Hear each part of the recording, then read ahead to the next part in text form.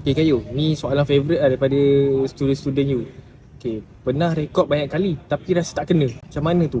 Okey, ini antara isu yang memang sentiasa terjadi juga kepada ramai orang, kepada ramai alumni yang pernah belajar dekat Kayu Academy, yang belajar dekat dengan saya sendiri juga. Dan even saya sendiri pun pernah ada masalah tu. Isunya adalah apabila kita terlalu overthink dan terlalu nak perfect. That is the issue. Sebab memang betul lah kita nak buat konten yang bagus, cantik, perfect, deliverability bagus. Tetapi kalau you try to be very perfect, habislah.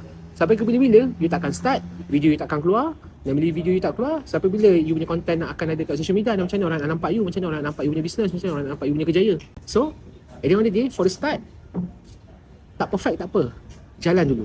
Sebab daripada tak perfect, you buat sampai jadi lagi bagus. So kalau first video you tak buat, 10 video pertama you tak buat, macam mana kita nak tahu video kita yang ke-100 tu akan jadi macam mana?